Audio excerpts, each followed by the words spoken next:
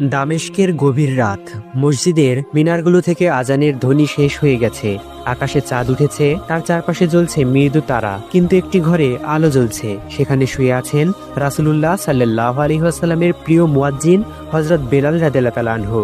তার শরীর দুর্বল, চোখে অশ্রু, কিন্তু মুখে এক অনন্য প্রশান্তি। পাশে বসে আছেন তার স্ত্রী ও কিছু সাহাবী। তারা সবাই জানেন প্রিয় বেলালের সময় খুব কাছে চলে এসেছে। তার স্ত্রী কাঁদতে কাঁদতে বললেন, হায় আফসোস, হে বেলাল, তুমি চলে গেলে আমি কাকে নিয়ে থাকবো? তুমি চলে গেলে আমার দুনিয়া অন্ধকার হয়ে যাবে। বেলাল রাদিয়াল্লাহু তাআলা আনহু মৃদু হাসলেন, দুর্বল কণ্ঠে বললেন, তুমি কেন কাঁদছো? আফসোস করো না, বরং বলো কি আনন্দের সময় এসেছে। এটি মহা আনন্দের সময়। আজ আমি আমার প্রিয়জনের সাথে মিলিত হব। আজ আমি আবার দেখা পাবো আমার প্রিয় নবী সাল্লাল্লাহু আলাইহি ওয়াসাল্লামের। স্ত্রী বিস্ময়ে তাকিয়ে বললেন, তুমি তো মৃত্যুকে আনন্দের সংবাদ মনে করছো?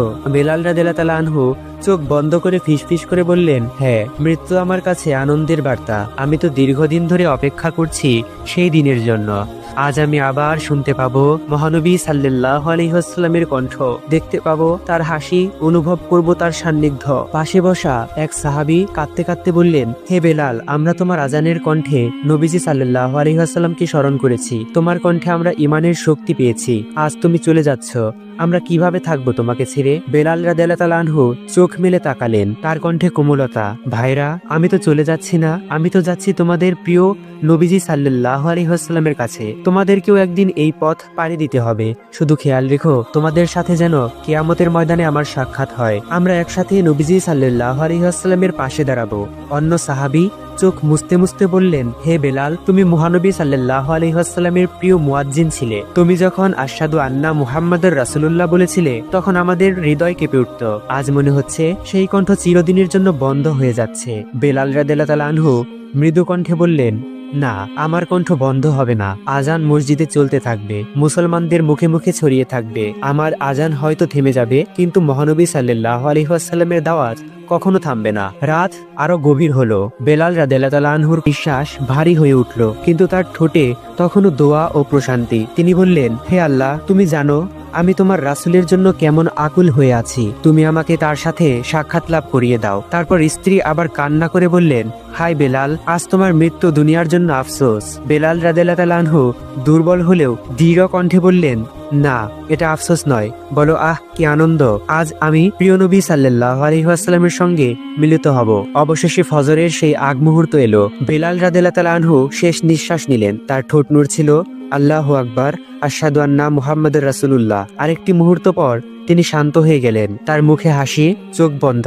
মনে হলো তিনি প্রিয় নবী সাল্লাল্লাহু আলাইহি ওয়াসাল্লামের আলিঙ্গনে মগ্ন। ঘরের ভেতর তখন কান্নার রোল উঠল। সাহাবা রাদিয়াল্লাহু তাআলা আনহুরা হাউমাউ করে কাঁদতে শুরু করলেন। কিন্তু সেই কান্নার মাঝেও তারা অনুভব করলেন বেলাল রাদিয়াল্লাহু তাআলা আনহু চলে গেছেন এক চিরন্তন আনন্দের পথে, তার প্রিয়জনের সান্নিধ্যে। মদিনার এক শান্ত সকালে মসজিদে নববীতে সাহাবা রাদিয়াল্লাহু তাআলা আনহুরা একত্রিত হয়ে বসেছেন। কেউ নামাজ আদায় করছেন, কেউ কুরআন তিলাওয়াত করছেন, আবার কেউ নীরবে দোয়া করছেন। মসজিদের পরিবেশ ভরে আছে প্রশান্তিতে, মনে হচ্ছে যেন জান্নাতের কোনো কোণ। এমন সময় হঠাৎ এক অপরিচিত লোক ঢুকে পড়ল। সে ছিল মরুভূমির এক বেদুইন, রুক্ষ শুষ্ক পরিবেশে বড় হওয়া, সরল অথচ অশিক্ষিত। শহরের নিয়মকানুন, আদব, আখলাক তার কোনো কিছুই জানা ছিল না। সে চারিদিকে তাকালো, অতঃপর ধীর পায়ে মসজিদের এক কোণে গিয়ে বসে পড়ল। আর হঠাৎই নিজের কাপড় গুটিয়ে সবার সামনে প্রস্রাব করতে আরম্ভ করলো। মুহূর্তের মধ্যেই মসজিদের নীরবতা ভেঙে গেল। সাহাবা রাদিয়াল্লাহু তাআলা আনহুরা রেগে ফেটে পড়লেন। তাদের চোখ লাল হয়ে উঠল। কেউ কেউ চিৎকার করে বললেন, এটা তুমি কি করলে? এটা তো আল্লাহ তাআলার ঘর, এটা পবিত্র ঘর। কিছু সাহাবী উঠে দাঁড়ালেন, কেউ হাত তুলে ধরতে চাইছেন, আবার কেউ ধমক দিচ্ছেন। মসজিদের পবিত্র জায়গায় এমন কাজ, এটা ছিল অকল্পনীয়। তাদের মনে হলো এই লোকটিকে শাস্তি না দিলে পবিত্রতার অপমান হবে। কিন্তু সেই মুহূর্তে মহানবী সাল্লাল্লাহু আলাইহি ওয়াসাল্লাম তার আসন থেকে উঠলেন এবং তার চোখে ছিল শান্তি, মুখে ছিল কোমল হাসি। তিনি হাত তুলে সাহাবী রাদিয়াল্লাহু তাআলা আনহুদের থামালেন এবং বললেন, তাকে ছেড়ে দাও, বিরক্ত করো না, তার প্রয়োজন মেটাতে দাও। সাহাবা রাদিয়াল্লাহু তাআলা আনহুরা অবাক হয়ে গেলেন। তারা থেমে গেলেন, কিন্তু ভেতরে ভেতরে তখনও রাগ উতলে উঠছে। বেদুইন নির্বিঘ্নে তার কাজ শেষ করলো, অতঃপর শান্তভাবে উঠে দাঁড়ালো, যেন কিছুই হয়নি। সাহাবা রাদিয়াল্লাহু তাআলা আনহুরা তাকিয়ে আছেন, কিন্তু নবীজি সাল্লাল্লাহু আলাইহি ওয়াসাল্লাম কোমলভাবে বললেন, এখানটা পরিষ্কার করে দাও, এক বালতি পানি ঢেলে দাও, তাতেই যথেষ্ট হবে। প্রস্রাবের জায়গা নিমেষেই পরিষ্কার হয়ে গেল। এবার নবীজি সাল্লাল্লাহু আলাইহি ওয়াসাল্লাম সেই বেদুইনকে নিজের কাছে ডাকলেন। তার কণ্ঠে ছিল না কোনো রাগ, ছিল না অপমান, কিন্তু ছিল শুধু দয়া আর কোমলতা। তিনি মৃদু হেসে বললেন, এই মসজিদ আল্লাহ তাআলার ঘর, এখানে আমরা নামাজ পড়ি, আল্লাহ তাআলাকে স্মরণ করি, এখানে পবিত্রতার প্রয়োজন, তাই এখানে এমন কিছু করা ঠিক নয়। বেদুইন বিস্ময়ে তাকিয়ে রইল।